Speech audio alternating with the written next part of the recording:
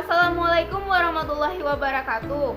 Perkenalkan, nama saya Putri Wahyuni dengan NIM 21042192. Baiklah, pada video kali ini saya akan mempresentasikan tentang bentuk negara, bentuk pemerintahan, dan sistem pemerintahan. Yang pertama yaitu bentuk negara. Menurut teori-teori modern, bentuk negara yang terpenting yaitu 1. Negara kesatuan. Ialah bentuk suatu negara yang merdeka dan berdaulat dengan satu pemerintahan pusat yang berkuasa dan mengatur seluruh daerah. Negara dalam bentuk ini memiliki dua sistem pemerintahan yaitu sentral dan otonom. Yang kedua, negara serikat atau federasi. Ialah bentuk negara gabungan yang terdiri dari beberapa negara bagian dari sebuah negara serikat. Pada awalnya, negara bagian merupakan negara merdeka, berdaulat, dan berdiri sendiri. Setelah menggabungkan dengan negara serikat, dengan sendirinya negara tersebut menyerahkan kekuasaannya kepada negara serikat. Pertama, selanjutnya bentuk pemerintahan. Bentuk pemerintahan terbagi dua yaitu monarki dan republik. Yang pertama, monarki. Pemerintahan monarki absolut ialah bentuk pemerintahan di mana seorang raja yang mempunyai kekuasaan penuh untuk memerintah negaranya sendiri, seperti negara Arab Saudi, Brunei, Swaziland, dan lain-lain. Yang kedua, monarki konstitusional. Monarki yang didirikan di bawah konstitusional yang mengakui raja sebagai kepala negara. Monarki ini yang modern menggunakan konsep trias politika atau politik tiga serangkai, yang mana raja hanya sebagai ketua simbolis cabang eksekutif. Negara yang menerapkan monarki konstitusional yaitu seperti Thailand, Jepang, Inggris, dan lain-lain. Monarki parlementer ialah bentuk pemerintahan yang dalam suatu negara yang dikepalai seorang raja dengan menempatkan parlemen atau DPR sebagai pemegang kekuasaan tertinggi. Kekuasaan eksekutif dipegang oleh Perdana Menteri dan bertanggung jawab kepada parlemen. Fungsi raja hanya sebagai simbol kekuasaan. Negara yang menerapkan monarki parlementer seperti Inggris, Belanda, dan Malaysia. Republik. Republik terbagi menjadi tiga.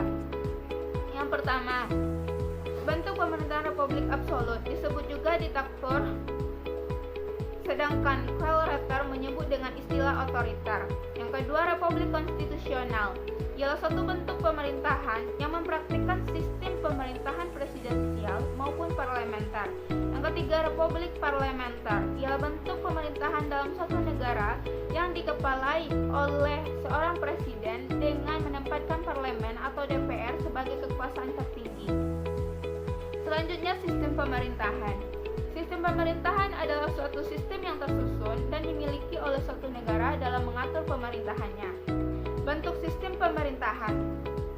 Bentuk sistem pemerintahan ada 4 yaitu 1. Sistem pemerintahan presidensial. Ialah sistem pemerintahan negara republik yang mana kekuasaan eksekutif dipilih melalui pemilu dan dibedakan dengan kekuasaan legislatif. Disebut juga sistem kongresional.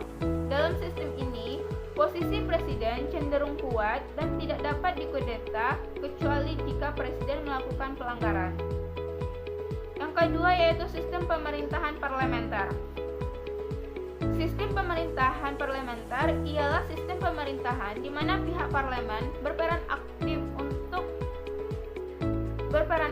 dalam pemerintahan dibuktikan dengan wewenang parlemen untuk mengangkat dan memberhentikan Perdana Menteri. Dalam sistem ini juga memiliki presiden dan Perdana Menteri yang bertugas mengatur jalannya pemerintahan itu sendiri. Sistem pemerintahan yang ketiga yaitu sistem pemerintahan semi-presidensial. Ialah sistem pemerintahan yang menggabungkan dua sistem pemerintahan yaitu presidensial dan parlementer.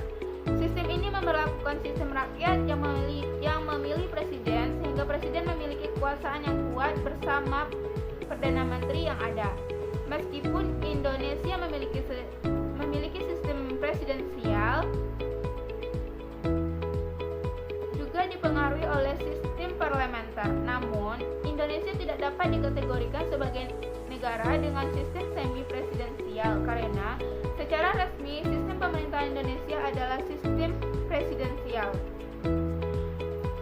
Yang keempat yaitu sistem pemerintahan komunis.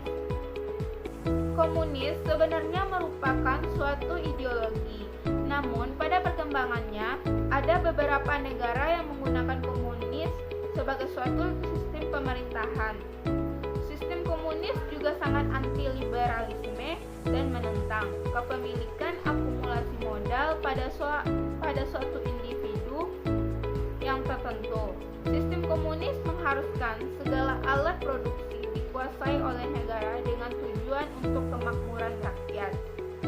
Sekian presentasi saya pada video kali ini. Mohon maaf apabila ada kesalahan kata.